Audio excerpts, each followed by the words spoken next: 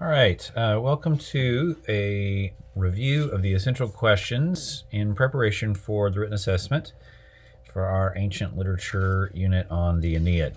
I'm just going to walk through these, trusting that you will have pen, pencil, and paper ready, as well as possibly as your Aeneid. Of course, you can hit pause anytime you want to in this recording to mark things down in your books or to make sure you got them in your notes. All right, so let's start with the first one. When was the Aeneid written, and how does knowing this affect one's understanding of it? The Aeneid was written in the 1st century BC, still BC, but it was written in the 1st century around the reign of Caesar Augustus. So what we would call the Pax Romana. It was at the tail end of numerous conflicts, including numerous civil wars. Now this affects one's reading because when you understand when it was written and that it was pretty much written at Caesar Augustus' request, you can start to see all of the historical references in them in a new light. And specifically, for example, in the prologue, when he speaks of Aeneas suffering until he could found his city and bring his gods into Latinium, from which the Latin people, our Alban forefathers, from which arose the Latin people, our Alban forefathers. That's on the first page, line 10. The personal pronoun there, our, refers to the reader, right? The reader is reading about his own history. Later, on page 9, when Jupiter is speaking to Venus and telling her the prophecy of what will happen if her son succeeds and is faithful in landing in Italy, all of these things have already happened in the reader's world, right? All of these things are history for the reader, including taking all the way up until the time of peace mentioned on page 10. So this changes the way we read the Aeneid because we realize that the person originally looking at this book was living at the end of a historical development that they believed had really gotten its start with the journeys of this man Aeneas and with his struggle to found a city in Rome. And we can also understand that it was written as a means of inspiring and encouraging the reader, who was a Roman, to understand their history better and to press on with the future, with kind of optimism, but also with discipline, learning lessons from these characters and building on the great legacy of their hero. Number 2. Are Sinon and the Greeks villainous victors? Are the Trojans just sore losers? This is an open-ended question, and you could really go at a couple different ways. But it's important that you understand why the question would be asked and where the tension comes from. And that starts really with page 28. And this is book 2, where Aeneas is explaining to Dido all that happened at the end of the Trojan War. And he starts it out by saying, on page 28 again, "Hear now the treachery of the Greeks, and from one offense learn all their evil." And throughout the retelling, Aeneas never pulls any punches. He is constantly critical of the Greeks and their tactics. He thinks of Sinon as a liar, a traitor. He doesn't say the word cheater, but it seems to be implied throughout. And it's pretty clear that Aeneas thinks that the way they fought was sort of underhanded or, like I said, maybe even cheating, okay? Because all of their tactics he just thinks are telling. He calls them consummate liars. He just talks, but there's also, so on the one hand, if you take Aeneas's view of it, Sinon and the Greeks cheated. Now, there wasn't a written rule book about wars like this. This was, probably 2,000 something years before the writing of this book, maybe 1,500, somewhere in there. Point is, the Trojan War didn't have a rule book, but you could see some of the logic, right? We know that Greek and Roman warriors fight for honor. And where's the honor in sneaking into a city while everybody's asleep? Where's the honor in catching someone off guard? Does Sinon get to go home and say, I was the best actor in the whole army? Like, is that really what this is all about? I thought you were supposed to be bringing back, the armor of the greatest warriors to show that you were, equal to them in mettle. So that's the one side of it. Perhaps Aeneas is saying, hey, this was like a really lame way to win this war, and these guys are basically kind of pathetic for cheating the way they did. On the other hand, people have pointed out there are numerous clues as to what's happening here, and it is almost as though the Trojans had a fog descend on their minds and couldn't see what was right in front of their faces. And there's good reasons to think that. I mean, Cassandra is portrayed as openly questioning the thing and telling people not to touch it. We have, of course, Leah Cohen, saying, get this thing out of here, it's a trap. Both Leah Cohen and Cassandra are mentioned on 32 and 33 of the page 32 and 33 of the book. Neither of them get any credit from anybody, and their voices basically just go off in nothing. Leah Cohen himself gets eaten by the snake, or not eaten, but killed by these snakes. So even the gods seem to be trying to deceive the Greeks. Deceive the Trojans, and I don't know if they even stood a fighting chance. So it's, some people have said, well, it's not really either or, because, I mean, come on, the Trojans were missing what was staring them right in front of their faces. So, I mean, there's not, you can't say the other side's cheating when maybe it was so obvious. I don't know. And a lot of people said, all's fair in love and war, which is a common phrase. I don't frankly believe it. I think that's a really obviously wrong statement. But it is common for us to use deceptive tactics. Think about football plays that, make it look like they're going one way, but then it turns out the running back is going the other. Or it looks like it's a run play, but it turns into a pass play, something like that. I mean, that's normal, right? So maybe deception is part of the war. I don't know. Again, it's open-ended. The important thing is that you can see where the tension would come from. Next, pietas. Now remember, pietas is like what Christians call faith, and it is a kind of belief. It is, more importantly, it is prioritizing a calling from the gods over one's personal desires, even if those personal desires are innocent. So the best example here is going to be probably Aeneas leaving Dido and saying to her, this quest, let me see if I can find it for you. When he says, this quest for Italy is not my will. Okay, it's on page 63, line 415. He says to her, it is not my own will, this quest for Italy. Earlier, he says, if I had my way, I'd be in ashes at Troy. Or he says, I guess, rebuilding Troy or something. But he says, I wouldn't even have left Troy if it had been my choice. And then, he says, I'm not doing what I want to do here. That's pietas, okay? Pietas is not doing what you want to do. Now, it's more than just innocence, like moral innocence, okay? So, for example, if, Aeneas going up to this time never breaks any of the rules in his, whatever the rule book is for the gods of the Greeks at this time and the Romans, but it doesn't matter. That's not enough. It's not enough just to be a super good person, okay? Pietas requires you to put aside your own desires and your own will, even if they're good ones, to follow the will of your divine destiny. And we see that same thing in Jesus when he is morally innocent all the way up to Gethsemane, but at Gethsemane he has to do something he's never done before, which is say, I'd rather not do what my Father's asking me to do, but I'm going to do it anyway. And that's when he says, thy will, not mine, be done. It's the first time he's ever had that kind of split between the Father's will and his will, because the Father and Son, remember, are both equally God. Okay, so pietas would be Jesus at Gethsemane saying, thy will, not mine. It would be Aeneas in Carthage telling Dido, I would love to stay here. I'd love to be back at Troy, but it's not my will. I've got to pursue this quest for Italy.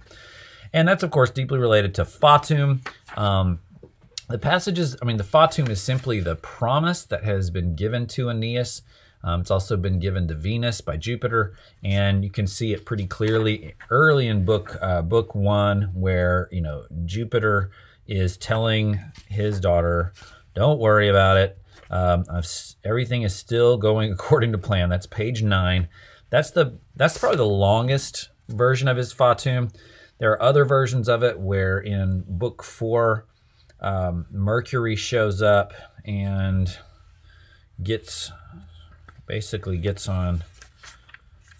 mad at, there it is, it's on page 58 and 59. Jupiter sends Mercury saying, tell him, has he forgotten what he's supposed to do? And then, of course, in book 6 in the underworld, his dad says him very succinctly, your mission, Roman, is to Your mission, Roman, is to rule the world. These will be your arts: to establish peace, spare the humble, and conquer the proud.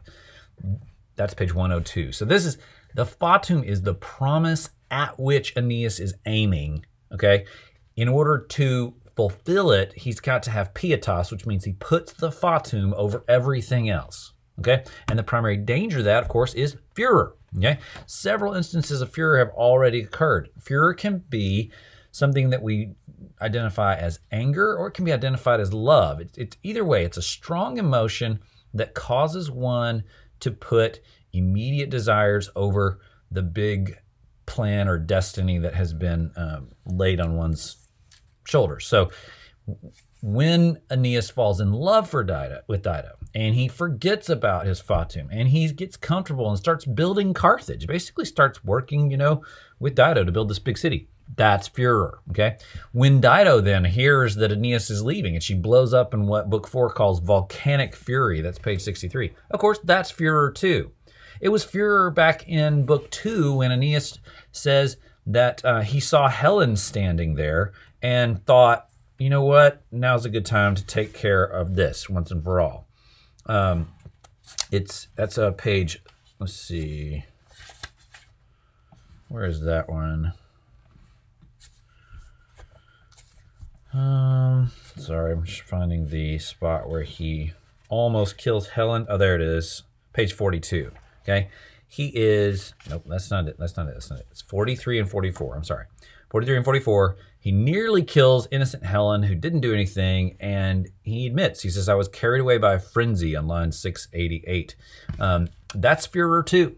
Okay, and we got Euryalus, in was it book 10, I believe, where, okay, that's book 9. Book 9, Euryalus has furor when he forgets the mission and gets all caught up, just draining the blood from all these enemies, and then gets excited about the spoils of war, which end up getting him killed. Of course, Camilla, same thing. Now Camilla's furor is not necessarily her violence and her anger. It's more this emotional desire for the beautiful armor and stuff that she sees. Talk more about that later. Is Virgil fair in his depiction of antagonists? The answer to this is probably just going to be a universal yes. Turnus, of course, we've said was a good character. He kills Pallas, right? I mean, we said that he kills Pallas, but he, on page 151, says, remember, Arcadians, to bring my words to Evander, I send him the Pallas he deserves. Now, that's harsh, that's tough, but then he says, the honor of a tomb, the solace of burial, I freely grant. So he lets Evander have his son back, which is, I mean, that's a magnanimous thing for a warrior to do in this day and age. Normally they hauled the body off, maybe put its head up on a stake outside the city and then took the armor and, put it on their walls. So Turnus is he's a pretty noble guy.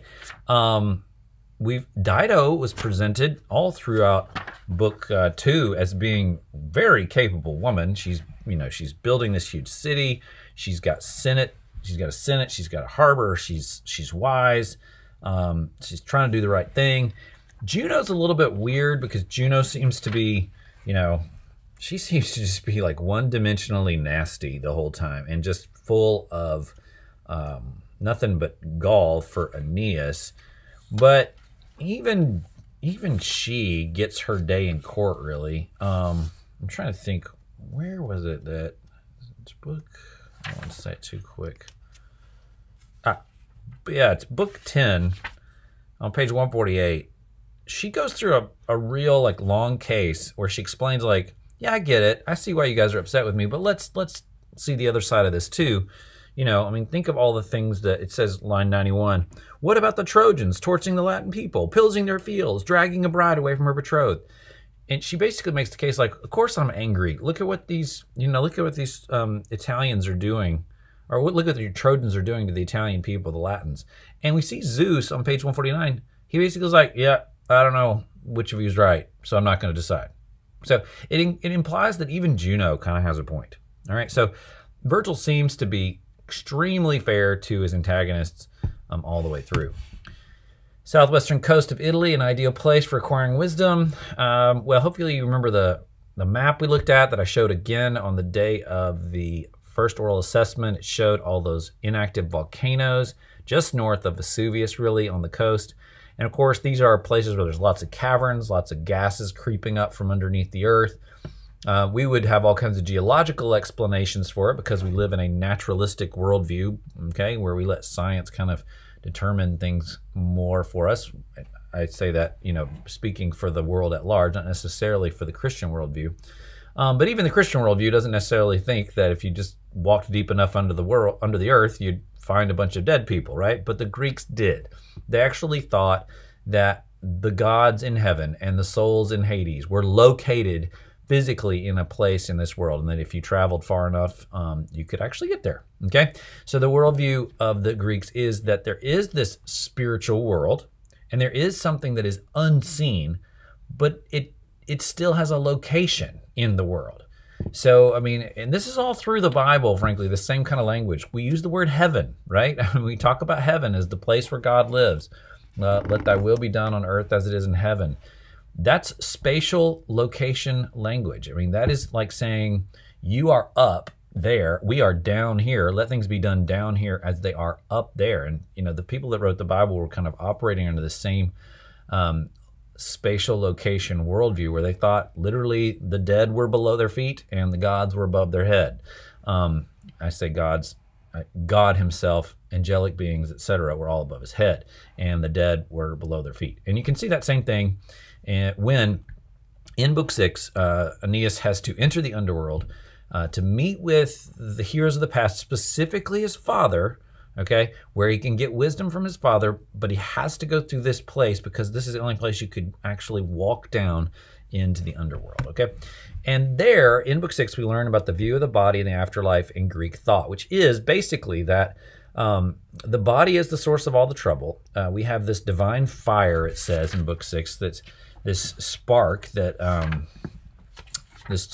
we've received, but this celestial fire, divine energy, this is page 98, is slowed and dulled by mortal frames, earthly bodies doomed to die. So the body itself is like dead weight in a moral sense. It actually drags our spiritual lives down. And when we are brought into the underworld, we get cleansed of it. And so it says that on page 99, a lot of these souls have to kind of sit in the wind, being purged by fire or water, earth. We got wind, water, fire. It's almost like the disco band, but they have to do that until the last trace of stain is gone, leaving only ethereal spirit. So the goal for the Greek would be to get rid of the body altogether. And the only way for those spirits then to receive a new body would be to kind of be tricked into drinking from the river Lethe, which then makes them totally forget the past, and they have no idea, and they'll go get a body again, And Aeneas can't believe that. He's like, how could this happen? He says on page 98, can it be that souls go from here to the world to begin and return again to their gross bodies? He's like, who would want to do that? Now, in Christianity, there's quite a different understanding of it. The body is a good thing. It's made by God from the beginning, and it was always potentially glorious and innocent. It is not by itself the source of all of our sinful tendencies. Yet, the body must die in Christian thought. In 1 Corinthians 15, we know it must die, but in the same way that a seed must die, okay? A seed dies so that from it can grow a great tree, right? You put an acorn in the ground and wait a few weeks, the acorn's gone, it's dead, but from it is growing an oak tree. And that oak tree is still, in some sense, a continuation of the acorn. And that is the way our future lives are presented to us in 1 Corinthians 15. We will be in a body, but it will be a glorified body. It will be perfect. It will be sinless, but yet it will be a body.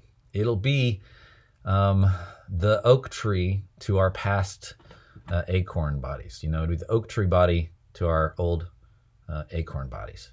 And that's the good news of the gospel, is that God doesn't lose anything. It's not like this body snuck up on him.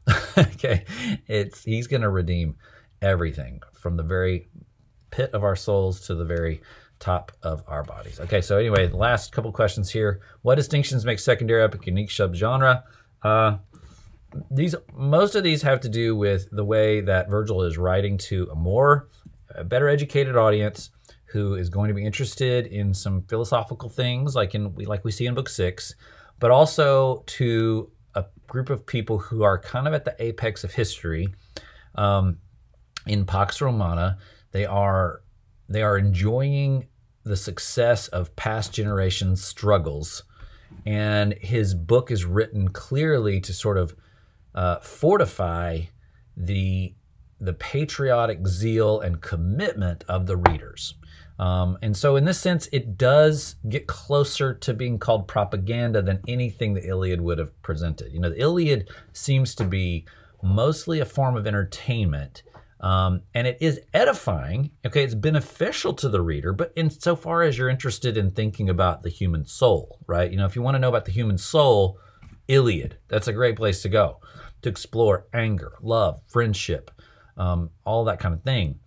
But if you really are talking about your place in history, your understanding of yourself as a Roman, a citizen of a great nation, a person who has inherited a destiny and a purpose, well, then that's the Aeneid, okay? Lastly, Dido and Camilla both equally responsible for the downfalls. This is, again, an open-ended question that could go both ways. What you need to understand is that Dido definitely has some divine influence. We learn in book 4 that she becomes kind of a pawn to the Venus and Venus and Juno's game. Let's see if he says. Let me see where it is here.